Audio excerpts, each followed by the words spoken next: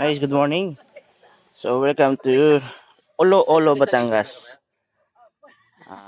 Mangrove Beach Resort. Ito guys, ito yung lugar. Good morning. Ay, bakit mo pala ito tinawag na Olo-Olo, inay? Ay, nung pong una, sabi po ng mga unang maraming mga ninuno, ito daw marami yung tagpul. Yung maliliit, ay maliliit po siyang may ulo bago may buntot. Itim ang kulay, tagpul, yun po. Yung sa bagong palaka. Opo, yun. Opo. Kaya pala tinawag ito na ano, Olo-Olo. Ulo-ulo rin sa Bicol kasi yun. Ulo-ulo rin tawag mo. Opo. Galing ano? Nakakagisnan ko po yun ang tawag po yung ulo-ulo yun ng... Yung Olo-Olo pala tinawag is, Opo. yung pala yung ano, ulo ng dulo ng ano ng palay, parang palay. Ito, parang, isa. Hindi po siya po siya bilog na maliliit lang po. Yung gang pong tagpul na sinasabi Anak niyo. ng palaka yun eh. Na may buntot po maliit lang siya. Ah, Bagong, yun pala yung ibig sabihin nun. Olo-Olo. Akala ko yung tinawag to kasi ano, ulo-ulo. yun pala ibig sabihin ng ano guys, kung sino nagtatanong na ulo-ulo. Yan, yan. Barangay. Yan tawag na yung pala ulo-ulo. Lobo po. 26 barangay. At saka ito, si-share natin. Ngayon mga ito pala yung tawag nila na ano, Santol Tamar. Santol Tamar daw. So anong lasa ito na Yun po ikon yung kamitibikim niyan siya po may kaunting asim at tamis. Ganun pala ang lasa. Nung tinikman na rin ito ni nanay, hanggang ngayon ay buhay pa naman daw sila. Oh, buhay pa. Santol Tamar. Tapos ang kulay nito pag nahinog, anong kulay na? Ako din po, na parang kulay santol ding ano. Ay, ganun. Yellow na maano. Galing no? Kaya kahapon titingnan ko kung ano klaseng halaman to. Sobrang ang dami. Naku, dami ho niya. Ang dami hong bumunga yan. Ang galing no? Nagpuno po yan dito sa amin. Isa, dalawa. Ito, ganun din to. Ay, ito po ikuhan yung tawag namin dito cherry blossom. Ang ganda ho ng bulaklak nito. Namumunga nito ito. Ay, hindi po. Bulaklak lang, bulaklak. Yun, nanalaglag po siya ngayon. Kaya sunod daw yung bulaklak na pagkaganda. Parang kapareho rin siya ng bunga ng ano, no? Santol Tamar. Yan po yan, kaya. Ayan. Tapos siya bunga niya, kinakain din. Opo, di. Kinakain nga po ng ibon Ang galing ano? Opo. At ito naman, sabi ni Inang, ay anong tawag ito? Ay po, sir, ipakita niyo sa kanya. Ay, ito. Ayan. Pagkasin niyo po mo, sir. O ba, ito, may hinog na ha. Nakikita niyo mga lods. Hindi dapat ako pagkakuan. May hinog na siya. Siya saying para inyo ipakita. Ay, ang laki po, sir, ng isang ariw. Ay. Anong tawag nito? Yung kampupot. Kampupot. Ito hinog na to. Ito, pwede ito. Papatak na ho yan, tikuan. Ito ano. Papatak na ho yan, ayan. Tignan niyo mga lods. Kampupot. Oh, Ito yung kakaibang prutas. Ngayon mo ito nakita. At sabi ni Inang, nakakain daw ito. Nakakain po yan. Ako, ang ibon ho lagi nandyan. Kasi paborito daw ito ng mga ibon. Paborito ng ibon. So tinikman daw nila ito. Ibig sabihin, kinakain ng ibon, kinakain din ng tao ko. Pwede. Kaya nga lang, dito sa amin, ay hindi namin kanyan. Yung hindi katulad ng mga siliguelas, mga ang siliguelas po ay talaga natin yun. Galing ano? So guys, good morning. Tala na-interview ko dito si nanay, no? Nakakamiss lang. Kasi maraming puno dito sa paligid, oh. So dito lang to sa Olo-Olo Mangrove Beach Resort. So, na-miss kami sa mga prutas. Ito, papakita natin. Sabi nila, ano daw? Kampupot. Yung isa, Santol Tamar. Ilang puno to? Hindi dito na eh. Ilan po ito, sari-sari po. Yung po, makikita po niyo yung aming nasa. Nawala na kayong atin dyan puzzle. Itabi. Galing ano? Ito. Meron pa gano'n. So ito, may dagta siya na malabas. May dagta po, sir. Yan po ay gamit ko bilang merong tinik na tinik. Yun po, inialagyot na alsaho ang tinik. Papabuksan natin to. Insan, tingnan mo to. Buksan mo daw to, Insan. So, kampupot. Ang tawag itong halaman to is kampupot. Kinakain na to ng mga ibon. Yan. Ito si Insan Manny. Yung kanyang YouTube channel is Masa Tihada Vlog. Paki-subscribe nyo na lang po mga idol sa kanyang YouTube channel. Yan. Ito daw ang laman ng kampupot. At kinakain daw ito ng mga ibon. Meaning to say, ano daw to, kinakain din ng tao kung sa ibig sabihin. Ito yung laman niya. Ang galing ano? Madagta yung Madagta siya. Meaning to say, parang ano ba ito na? Galing no? Ano yung buto niya na yun? Parang atswiti ah. Parang atswiti yung ano, yung buto. Parang atswiti. Anong kinakain ito? Ito. Yung laman niya. Baka yung ano, madagta eh. No? Kulay pula. Pula. Parang aswiti. aming mga kunang Okay na. Ito na insan, no? Ito insan ko sa clan namin, Tejada. Wala naman sa lasa. Ano, sa baka lang aning hinog ba to? Ano ba kinakain? Wala naman lasa eh. Parang buto? buto po ang kinakain. Ito po ito na eh. Yung Hinog na ito. Hindi pa masyado. Hindi pa masyado. Ayun, hindi pa nga. Buto niya, sir. Ang galing, ano? Siya nabibiyak lang. Tapos ano po? Oh, siya niya babuksan. Tikman mo. Wala sa lasa. Wala Wala pa sa lasa. Meaning to hindi pa to, ano? Hindi pa siya hinog masyado. Dapat ako tagyan ko yan ng kanya. Ito naman daw. Ang dagta nito, Pwede po yung mga ikapit sa mga kanilang nagapan. Ito naman daw is yung Santol Tamar. meron pa itong specification na ano. Oh. Ano ang benefits ng dagta? Pwede po siyang yung Pwede pandikit. dikit. Opo. Hindi, ano ang benefits sa health ng ano, halimbawa? Nakakagamot ba ito? Pero- Kasugat. Yung pagkasugat, siya po pwede kayo natinik. Ayun pala yung Yan po ang inilalagay. Galing, no? Opo. So, maraming palang benefits pala sa katawan ng tao to. Sadyang natulog pagka yung pag pinutin Pag yun ginamit ko sa pala to. kanyang So, meron po yan. malamang hindi pa to na-discover ng ibang ano, no? Opo, hindi pa. Kaya, Walang dagta eh. Gusto kong tagta. Baka makagamot sa sakit ng ipin ko. Hindi. ay magdamag ho, hindi nakatulog eh. Hindi natin humukon nga. Baka nga yan po gamot. Pwede, di ba? Oo. Tingnan.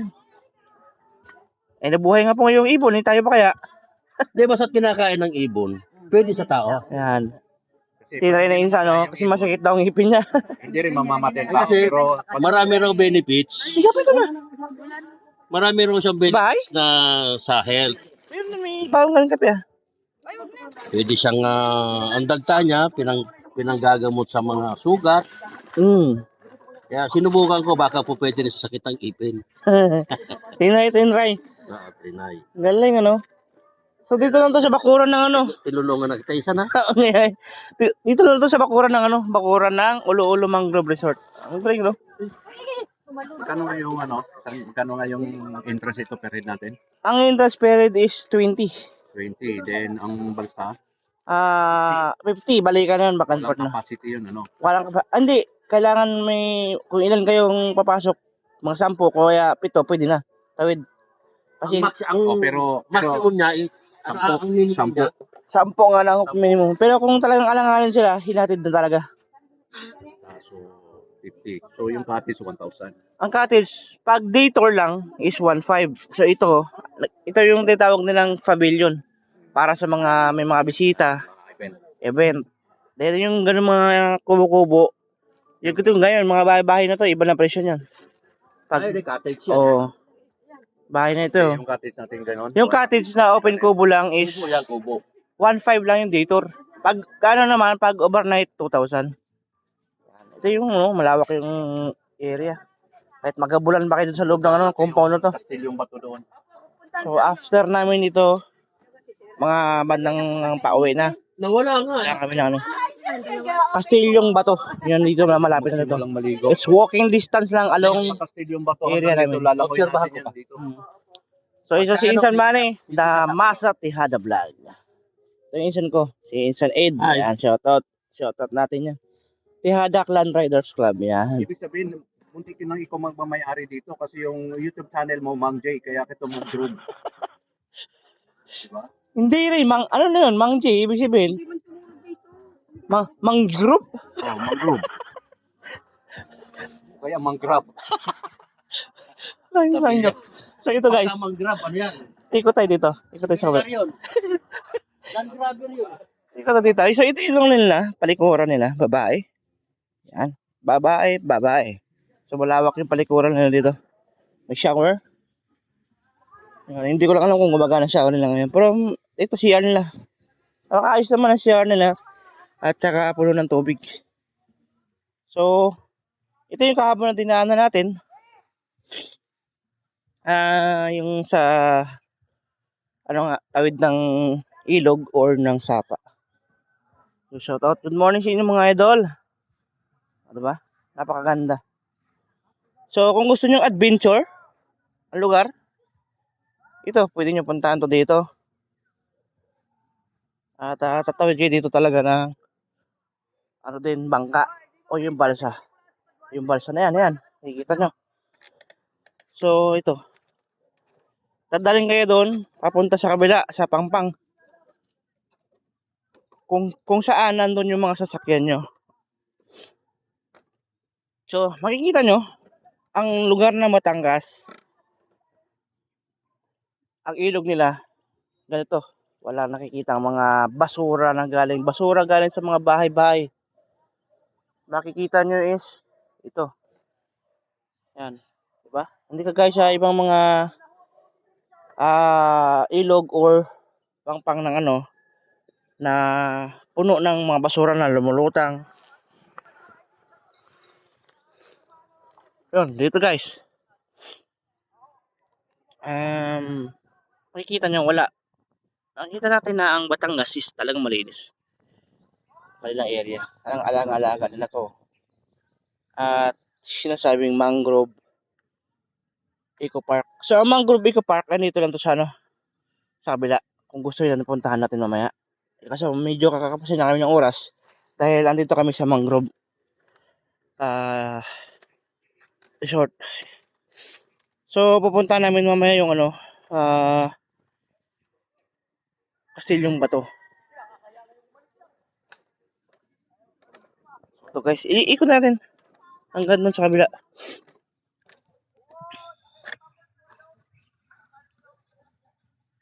So, Mang JTV.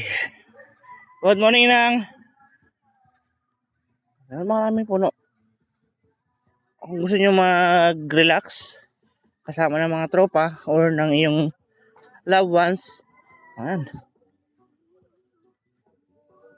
Tawag ng area mga idol. So dito, may kapihan na doon. Kung gusto nyo magkape, andun si nanay, mayroon. Ay, may mga, ano no, mga community na dito sa loob. Ilan-ilan kasi hindi naman summer ngayon na ano. Morning po. Sige po, thank you. Ilan-ilan na ngayon. Good morning. Shout out. Ito yung kasama namin. Yan. Tayo. Po. Okay. Wait lang. Shout out yung mga legit ko Paul Traders Club. Good morning. Ay, ano, almusal na. Kape. Lord, kayo alis bro. Sis. Pakasasabay siguro kami. Papunta lang muna kami doon mamaya. Lakad-lakad. Oo. Magano muna muni.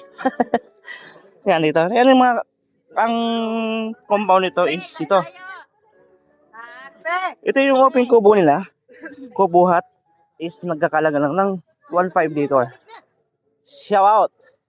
Yung mga tropa. Yun, doon sa dalampasigan.